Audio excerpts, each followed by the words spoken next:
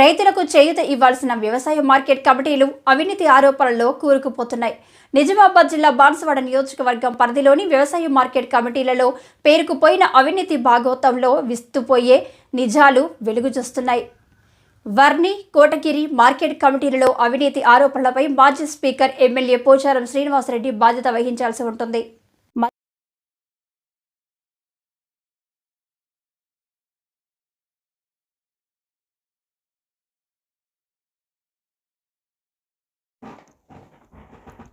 మచ్చలేని ప్రజాప్రతినిధిగా తనను తాను ప్రకటించుకున్నప్పటికీ తన అనుచరులు చేస్తున్న అవినీతికి పోచారం శ్రీనివాసరెడ్డి రైతులకు సమాధానం చెప్పాల్సిన అవసరం ఉంది. వర్ణి మార్కెట్ కమిటీ గోదాముల నుంచి అర్ధరాత్రి దాటిన తర్వాత ధాన్యం బస్తాలు తరలించడానికి జరుగుతున్న ఏర్పాట్లను స్థానిక రైతులు అడ్డుకోవడం ద్వారా అక్కడ జరుగుతున్న అవినీతి వెలుగులోకి వచ్చింది. గత 9 ఏళ్లుగా టీఆర్ఎస్ నాయకులు, కార్యకర్తలు అధ్యక్షులుగా, సభ్యులుగా కొనసాగారు. గతంలో షార్ట్ సర్క్యూట్ పేరుతో అప్పటి పాలకవర్గం కొత్త డ్రామాకు తెరలేపింది. షార్ట్ సర్క్యూట్లో పలు ఫైళ్లు కాలిపోయాయి. లక్షలాది రూపాయల టార్పాలిన్లు అగ్నికి ఆహుతయ్యాయి. గోదాముల్లో నిల్వ ఉంచిన ధాన్యాన్ని అద్దె బకాయిలు చెల్లించడంలో కూడా మిల్లర్లు అధికార పక్షం అంటూ సిబ్బందిని బెదిరించడం విశేషం. ధాన్యం శుభ్రం చేయడానికి ఉన్న యంత్రాలకు అమర్చిన విద్యుత్ మోటార్లు దొంగతనం కావడాన్ని పాలకవర్గం ఈ మాత్రం పట్టించుకోవడం లేదు.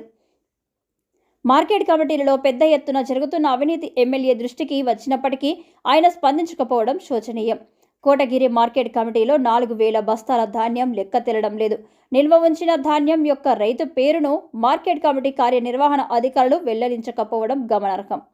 మిల్లర్లకు, వ్యాపారస్తులకు గోదాములు అప్పగించి గత ప్రభుత్వం చేతులు దులుపుకుంది. పాలకవర్గాల్లో మిల్లర్ల బంధువులకు, వ్యాపారస్తుల బంధువులకు చోటు కల్పించడంలో అధికార పార్టీ నాయకులు ముందున్నారు.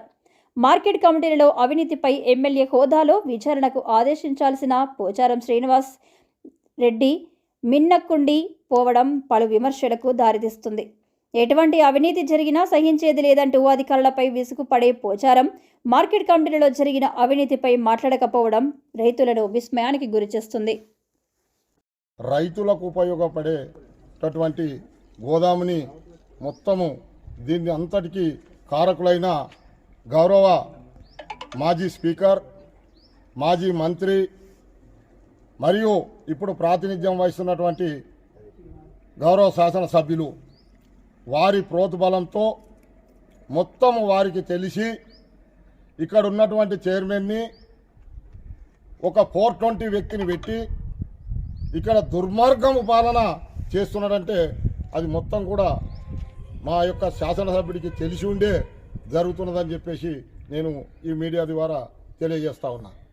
రైతు 1 ఎకరం రైతుకు 4,500 బస్తాలు ఏ విధంగా తీసుకొచ్చి పెట్టిండో అని నేను సెక్రటరీ గారిని నిలదీస్తే సెక్రటరీ గారు అంటున్నారు, అయ్యా తను చైర్మన్గా కాబట్టి తను సొంతంగా ఎవరికి ఇది చేయకుండా 4,500 బస్తాలు పెట్టిండు. సుమారు ఇంకా ఎక్కువ ఉంటాయి కానీ తక్కువ అయితే ఉండయి.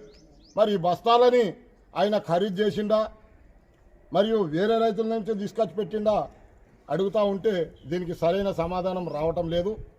ఈ ధాన్యం మాత్రం చైర్మన్ గారి ధాన్యం అని చెప్తా ఉన్నారు. మరి అది కాకుండా 36 మంది బెనిఫిషియర్ అని చెప్తున్నారు. 36 మంది బెనిఫిషియర్లో కూడా వారి ఫైల్లో వీళ్ళ దగ్గర 36 పేర్లు ఉన్నాయి కానీ ఫైల్స్ కంప్లీట్ లేవని అది కూడా నేను తెలియజేస్తా ఉన్నా.